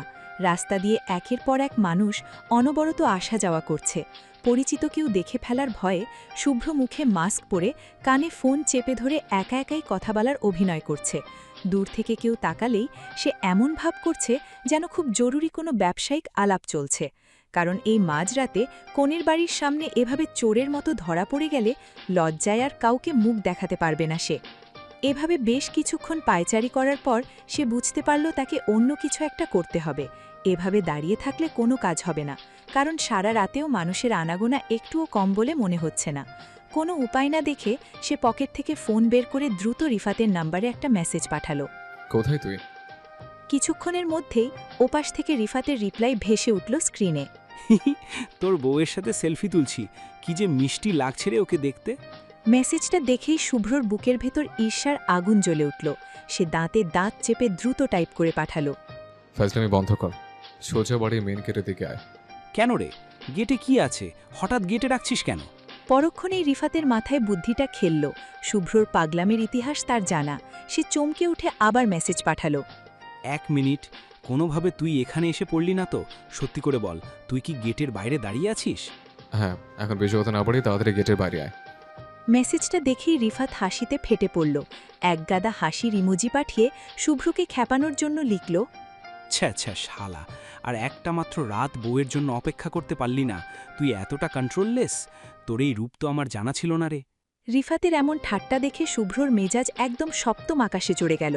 সে দাঁতে দাঁত চেপে চরম ক্ষোভ নিয়ে মেসেজ করল। বেশি ফাজলামি করলে একটা থাপ্পড় দিয়ে চিবুকের সবকটা দাঁত ফেলে দেব। তোকে যা বলছি ভালো ভালো 2 মিনিটের মধ্যে গেটের সামনে আয় বলছে। অন্যদিকে বাড়ির সামনে রাস্তায় তখন অন্যরকম এক আমেজ। হলুদ মাখা হৃদিকে মাঝখানে বসিয়ে দুই পাশে মিহি আর পাখি মিলে একের পর এক ছবি তুলছে। শুভ্রার মনটা ভালো নেই। ঈশানের বকা খেয়ে তার ভেতরটা এখনও ভারী হয়ে আছে, তাই সে ছবি তুলতে একদমই চাইছে না। কিন্তু পাখি আর মিহি নাছোড়বান্দা। তারা জোর করে টেনে হিচড়ে শুভ্রাকে সাথে নিয়ে বিভিন্ন স্টাইলিশ পোজে দাঁড় করাচ্ছে। ওদের এই সুন্দর মুহূর্তগুলো ডিএসএলআর ক্যামেরা দিয়ে ফ্রেমবন্দি করছে তুর্য। আর তার ঠিক পাশেই পকেটে হাত গুটিয়ে চুপচাপ গম্ভীর মুখে দাঁড়িয়ে আছে ঈশান। বেশ কয়েকটা চমৎকার ছবি তোলার পর রিফাত গুটি গুটি পায়ে তুর্যের কাছে এগিয়ে এলো। সে তুর্যের কাঁধে হাত দিয়ে শুভ্রর গেটের বাইরে দাঁড়িয়ে থাকার পুরো ঘটনাটা ফিসফিস করে বলল। কথা শোনামাত্রই তুর্য নিজের হাসির বেগ আর চেপে রাখতে পারল না। সে হাতের দামি ক্যামেরাটা প্রায় ফেলেই দিচ্ছিল। কোনো মতে সেটা সামলে নিয়ে উঠোন কাঁপিয়ে হো হো করে হেসে উঠল। তুর্যের এই আকস্মিক আর অদ্ভুত হাসি দেখে পাখি পুরো অবাক হয়ে গেল। সে ভ্রু কুঁচকে কৌতূহলী গলায় বলল, কি ব্যাপার, আপনি হঠাৎ এইভাবে হাসছেন কেন? কোনো জোকস মনে পড়েছে নাকি? তুর্য নিজের হাসি থামানোর আপ্রাণ চেষ্টা করতে করতে হৃদির দিকে তাকালো। তারপর বেশ মজা নিয়ে বলল, হৃদি, ভাত খাইছো? শরীর টরীর ঠিক আছে তো তোমার? গায়ে হলুদের এই জমজমাট আসরে তুর্যের মুখে হঠাৎ এমন অদ্ভুত আর অপ্রাসঙ্গিক প্রশ্ন শুনে হৃদি পুরোপুরি ভ্যাবাচাকা খেয়ে গেল। সে গাল থেকে হলুদ মাখা টিস্যুটা দিয়ে মুছতে মুছতে অবাক হয়ে বলল, কেন, কি হয়েছে ভাইয়া? হঠাৎ এই প্রশ্ন করছেন কেন? পাশ থেকে রিফাত আর কোনো লুকোছাপা না রেখে মুচকি হেসে বলল, কারণ এখন তোমাকে খুব বড় একটা বাঘ সামলাতে হবে, আর সেটা পরে নয়, এই মুহূর্তে, এখনই। হৃদি বড় বড় চোখ করে রিফাতের দিকে তাকিয়ে রইল। তাদের এই রহস্যময় কথার মাথামুন্ডু সে কিছুই বুঝতে পারছে না। এদিকে তুর্য আর দেরি না করে ঈশানের একদম কানে কানে গিয়ে শুভ্রর পাগলামির কথাটা বলে দিল। মুহূর্তের মধ্যে ঈশানের মুখের সেই গম্ভীর ভাবটা কেটে গেল এবং সেও মুচকি হেসে ফেলল। তার গম্ভীর বস যে নিজের হবু বউয়ের জন্য মাঝরাতে মাস্ক পরে চোরের মতো গেটের বাইরে দাঁড়িয়ে থাকতে পারে, এটা সত্যি তার ধারণার বাইরে ছিল। তুর্য নিজের হাসি কোনো মতে চেপে রেখে ঈশানের হাতে ক্যামেরাটা বাড়িয়ে দিয়ে বলল, ঈশান, তুমি ছবিগুলো একটু তুলে দাও। আমি আর রিফাত গেট থেকে একটু ঘুরে আসছি। বাঘটাকে তো খাঁচায় পুরতে হবে। এই বলে তুর্য আর রিফাত হাসাহাসি করতে করতে একে অপরের গলা ধরাধরি করে গেটের দিকে চলে গেল। ঈশান ওদের রেখে যাওয়া ক্যামেরাটা হাতে তুলে নিল এবং বাকিদের ছবি তুলে দিতে লাগল। নিখুঁত অ্যান্ডেল আর চমৎকার লাইটিং সেন্স দিয়ে তুর্যের থেকেও সুন্দর করে একটার পর একটা ছবি ক্লিক করতে লাগল ঈশান। সবাই বেশ আনন্দ করে এক এক করে নিজেদের সিঙ্গেল ছবি তুলতে লাগল। সবশেষে যখন শুভ্রার ছবি তোলার পালা এলো, তখন সে মুখটা একটু গোমড়া করে মলিন গলায় বলল, আমি তুলব না, তোরাই তোল, আমার ভালো লাগছে না। কিন্তু পাখি আর মিহিরা কোনো কথাই শুনল না। তারা তুমুল জোড়াজোড়ি শুরু করে দিল এবং এক প্রকার বাধ্য হয়েই শুভ্রা ক্যামেরার সামনে নিজের পোজ দেয়। ঈশান খুব সাবধানে ফ্রেমিং ঠিক করার জন্য মাটিতে হাঁটু গেড়ে বসল। তারপর ক্যামেরাটা চোখের সামনে ধরে শুভ্রার ওপর ফোকাস করে ছবিটা তুলে ফেলল। ছবিটা তোলার পর ক্যামেরার ডিজিটাল স্ক্রিনে শুভ্রার সেই পোজটা ভেসে উঠতেই এক মুহূর্তের জন্য ঈশানের হৃৎস্পন্দন যেন থমকে গেল। শুভ্রা তার চোখ দুটো হালকা বন্ধ করে মুখটা এক সাইড করে এক অদ্ভুত মায়াবী পোজ দিয়ে রেখেছে। ঈশান নিজেও জানে না সে কতক্ষণ মন্ত্রমুগ্ধের মতো ক্যামেরার স্ক্রিনের দিকে তাকিয়ে রইল। শুভ্রার সেই নিষ্পাপ আর অভিমানী মুখটা যেন তাকে এক নিমেষে এক অন্য দুনিয়ায় নিয়ে গিয়েছিল। শেষমেশ ঈশানের ঘোর ভাঙল পাখির ডাকে। কি হলো ভাইয়া, ছবি কি তোলা হয়নি? আপনি তো দেখছি একদম স্ট্যাচুর মতোই বসে আছেন। পাখির কথায় ঈশান চমকে উঠে নিজের গভীর ঘোর থেকে বাস্তবে ফিরে এলো। সে কিছুটা অপ্রস্তুত হয়ে নিজেকে সামলে নিয়ে বলল, হ্যাঁ হ্যাঁ, হয়েছে। তারপর সে শুভ্রার আরও কয়েকটা সুন্দর সুন্দর ছবি তুলে দিল। যদিও এবার তার নিজের মনের ভেতর এক অদ্ভুত অস্থিরতা কাজ করছিল। এরই মধ্যে হঠাৎ ঈশানের পকেটে থাকা ফোনটা ভাইব্রেট করে উঠল। ঈশান পকেট থেকে ফোনটা বের করে দেখল রিফাত একটা মেসেজ পাঠিয়েছে। মেসেজে রিফাত তাকে এখনই জরুরি ভিত্তিতে গেটের কাছে যেতে বলছে। ঈশান আর দেরি না করে রিফাতের হাতে ক্যামেরাটা বুঝিয়ে দিল। তারপর ধীর পায়ে হাঁটতে হাঁটতে কৌতূহল নিয়ে গেটের দিকে চলে এলো। গেটের কাছে আসতেই ঈশান দেখল শুভ্রা রাগে কোমরে হাত দিয়ে ফুঁসছে আর তুর্য আর হিফাত চরম মজা পেয়ে মুখে হাত দিয়ে দাঁড়িয়ে দাঁড়িয়ে হাসছে। ঈশানকে দেখা মাত্রই তুর্য আর নিজের হাসি চেপে না রেখে, এই ঈশান, তোমার বসকে দয়া করে ভেতরে নিয়ে যাও। শালা কখন থেকে এখানে এসে ঘুরঘুর করছে, অথচ ভয়ে ভেতরেই ঢুকতে পারছে না। শুভ্র চোখ দুটো বড় বড় করে দাঁত কিড়মিড় করে তুর্যের দিকে তাকালো। তার এই করুণ দশা দেখে ঈশানও নিজের ভেতরের হাসিটা কোনো মতে চেপে শুভ্রর দিকে তাকিয়ে বিনীত সুরে বলল, চলেন বস, আপনাকে ভেতরে নিয়ে যাই। শুভ্র রাগে ফুঁসতে ফুঁসতে সবার উদ্দেশ্যে দাঁতে দাঁত চেপে চরম ক্ষোভ নিয়ে বলল, ফক ইউ অল। শুভ্রর মুখ থেকে এমন গালি শুনে তুর্য আর রিফাত এবার হল্লা করে হো হো করে হেসে দিল। তাদের সাথে সাথে ঈশানও আর নিজের গাম্ভীর্য ধরে রাখতে পারল না। সেও একপাশে মুখ ফিরিয়ে মিটিমিটি হাসতে লাগল। বন্ধুদের এমন পাত্তা না দেওয়ার ভাব দেখে শুভ্রর মাথাটা একদম গরম হয়ে গেল। সে রাগে হনহন করে এগিয়ে এসে এক ঝটকায় তুর্য আর রিফাত দুজনেরই গলা শক্ত করে জড়িয়ে ধরল, যেন এখনই ফাঁসি দিয়ে দেবে। তারপর তাদের দুজনের কানের কাছে মুখ নিয়ে চরম আক্রোশে ফিসফিস করে বলল, শালা, আমি এখানে নিজের বউকে দেখার জন্য জানোয়ারের মতো ছটফট করছি, আর তোর ফ্রেন্ড হয়ে আমার এই অবস্থা নিয়ে তামাশা করছিস। তোদের আমি সাফ সাফ জানিয়ে দিচ্ছি, এই মুহূর্তে যদি তোরা আমাকে কোনোভাবে হৃদির কাছে যাওয়ার ব্যবস্থা না করে দিস, তবে খোদার কসম তোদের দুই শালার প্যান্ট খুলে আমি মেইন গেটের উপর পতাকা বানিয়ে ঝুলাবো। তুর্য শুভ্র সেই ফাঁসির মতো শক্ত হাতের বাঁধন থেকে কোনো মতে ছাড়া পাওয়ার জন্য জান প্রাণ দিয়ে ছটফট করতে লাগলো। দম আটকে যাওয়ার ভান করে সে বিষম খেতে খেতে বলল, উফ, শালা ছাড় বলছি। তোর শ্বশুরের কি কাপড়ের এতই আকাল পড়েছে যে আমাদের প্যান্ট খুলে তোকে মেন গেটে দেশের পতাকা টানাতে হবে? ওদের এই কাণ্ড দেখে ঈশান এবার আর হাসির বেগ ধরে রাখতে পারল না। সে পেট চেপে ধরে হাসতে হাসতে রিফাত আর তুর্যের দিকে তাকিয়ে বলল, আরে তুর্য ভাই, আপনারা শুধু প্যান্টের চিন্তা করছেন কেন? বিয়ের বাড়ির রান্নাবান্নার ব্যাপার তো। বাবুর্চিদের যখন বড় বড় ডেগ আর রান্নার গরম আইটিং চুলা থেকে নামাতে কাপড়ের অভাব পড়বে, তখন কাপড় খুঁজতে আর দূরে যাওয়ার লাগবে না। আপনাদের প্যান্ট আর আন্ডারওয়্যারগুলো দিয়েই না হয় বাবুর্চিরা গরম পাতিল নামিয়ে নেবে। এক ঢিলে দুই পাখি, কি বলেন বস? ঈশানের মুখ থেকে এই কথা শুনে তুর্য আর রিফাত যেন একদম হাঁ বনে গেল। তারা হাঁ করে ঈশানের দিকে তাকিয়ে রইল। মুখ গুছিয়ে পাল্টা কিছু একটা বলতে যাবে, তার আগেই শুভ্র এবার বেশ সিরিয়াস হয়ে দুজনকে এক ঝটকায় ছেড়ে দিয়ে বলল, দেখ, আমার এখনো ফাজলামি করতে ভালো লাগছে না। তোর আগে আমাকে একটা কাজের আইডিয়া দে, কিভাবে আমি এখন সবার চোখ ফাঁকিয়ে দিয়ে ভেতরে যাব। রিফাত শুভ্রর হাতের চিপে দুমড়ে মুচড়ে যাওয়া নিজের দামি পাঞ্জাবির কলারটা কোনো মতে টেনে টুনে ঠিক করতে করতে বিরক্ত হয়ে বলল, শালা, আর একটা মাত্র রাত তুই কন্ট্রোল করতে পারিস না? আজকের এই রাতটাই তো শুধু মাঝখানে, কাল রাতে তো একদম বাসর ঘরেই ওকে পেয়ে যাবি, তখন সারা রাত দেখিস। এখন এই মাঝরাতে চোরের মতো ভেতরে যাওয়ার কি দরকার? শুভ্র এবার আর এক বিন্দুও হালকা মেজাজে নেই। সে একদম গম্ভীর হয়ে নিজের প্যান্টের পকেটে 2 হাত ঢুকিয়ে তুর্য আর রিফাতের দিকে সোজা তাকালো। তার চোখের দৃষ্টিতে এখন এক চরম হুমকি। সে ঠান্ডা কিন্তু থমথমে গলায় বলল, আমি 1 থেকে 3 পর্যন্ত গুনব। এর মধ্যে যদি তোরা আমাকে ভেতরে যাওয়ার কোনো জরুরি আইডিয়া না দিস, তাহলে কিন্তু আমি যা বলেছি ঠিক তাই করব। তোদের দুজনের সাথে প্যান্ট থাকবে ওই বিয়ের মেইন গেটের সাথে ঝোলানো, আর আন্ডারওয়্যারগুলো চলে যাবে বাবুর্চিদের গরম পাতিল নামানোর কাছে। এবার তোরা ভেবে দেখ কি করবি। 1, 2। শুভ্র 3 বলার আগেই তুর্য এক প্রকার আটকে উঠে লাফিয়ে বলল, থাম ভাই থাম, আর বুনতে হবে না। একটা বুদ্ধি পাইছি, তোকে পেছনের দিক দিয়ে ভেতরে যেতে হবে। ঈশান একটু অবাক হয়ে পেছনের রাস্তার কথা চিন্তা করে বলল, পেছনে তো বিশাল বড় দেয়াল, ওদিক দিয়ে কি করে যাবে? তাছাড়া আর কোনো রাস্তা খোলা নেই, কারণ সামনের দিকে এখনও অনেক মানুষ গিজগিজ করছে। শুভ্র এখন মেন গেট দিয়ে ঢুকতে গেলেই কেউ না কেউ চিনে ফেলবে। শুভ্র আর এক মুহূর্তও কথা বাড়িয়ে সময় নষ্ট করতে চাইল না। সে সরাসরি হুকুমের সুরে বলল, চল আমার সাথে।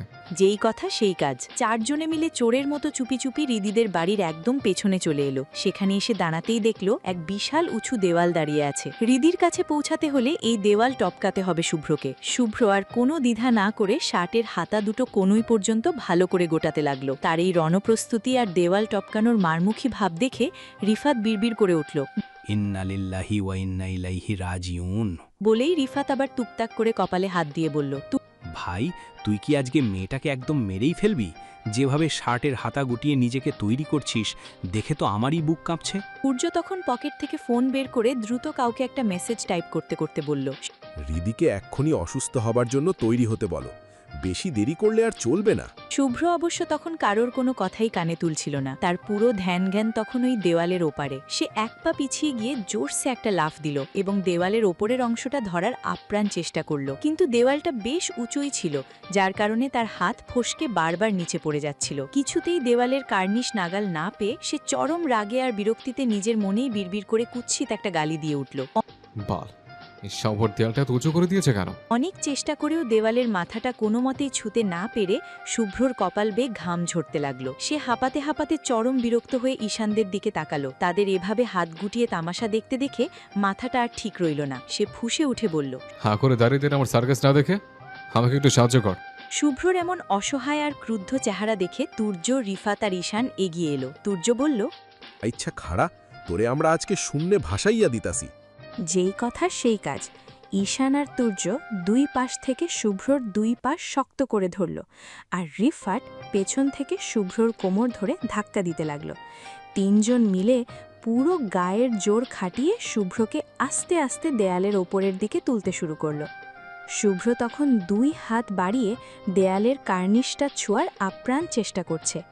সবকিছু ঠিকঠাকই চলছিল, কিন্তু শুভ্র যখন একদম মাঝপথে, তখনই ঘটল বিপত্তি। রিফাত শুভ্রর কোমর ঠেলতে ঠেলতে হঠাৎ তুর্যের দিকে তাকিয়ে ফিসফিস করে বলে উঠল, ওরে বাবারে দোস্ত, এই শালা শুভ্রর যে রাক্ষসে ওজন রে, এর যে ভারী শরীর, বাসর রাতে নিধি বেচারির ওপর এই জলহস্তিটা পড়লে তো মেয়েটা একদম চ্যাপটা হয়ে আলু ভর্তা হয়ে যাবে। বিয়ের পরের দিন সকালে তো রিদিকে সোজা অর্থোপেডিক হাসপাতালে নিয়ে প্লাস্টার করা লাগবে। কথাটা শোনা মাত্রই তুর্যের মুখের ভেতরের হাসিটা বাঁধ ভেঙে বেরিয়ে গেল। সে হো হো করে হেসে উঠল। আর তুর্যকে ওভাবে হাসতে দেখে রিফাত নিজেও নিজের হাসি ধরে রাখতে পারল না। সেও খিলখিল করে হাসতে লাগল। ওদের এই কাণ্ড দেখে ঈশানও আর নিজের পেশাদারিত্ব বজায় রাখতে পারল না। তারও হাসির চোট কানের কাছে চলে গেল। হাসির চোটে 3 জনেরই হাত পায়ের সমস্ত শক্তি যেন এক মুহূর্তে ফুরিয়ে এলো। তাদের শরীর কাঁপতে লাগল এবং তারা শুভ্রকে উপরের দিকে ধরে রাখার ক্ষমতা হারিয়ে ফেলল। শুভ্র বুঝতে পারল যে এই 3 হারামজাদা এখন তাকে মাঝপথেই ছেড়ে দেবে এবং সে নিচে পড়ে কোমরটা ভাঙবে। শুভ্র একদম শেষ মুহূর্তে নিজের সমস্ত শক্তি এক জায়গায় করে বাতাসে একটা ঝাঁকুনি দিল। 3 জন যখন হাসতে হাসতে তাকে প্রায় ছেড়েই দিয়েছে, ঠিক তখনই শুভ্র চিতাবাঘের মতো একটা লাফ দিয়ে দেয়ালের একদম কর্নারটা শক্ত করে ধরে ফেলল। অন্যদিকে শুভ্রকে ছেড়ে দেওয়ার সাথে সাথেই তুর্য, রিফাত আর ঈশান হাসির চোটে ভারসাম্য হারিয়ে একজন আরেকজনের ওপর ধপাস করে মাটিতে পড়ে গেল।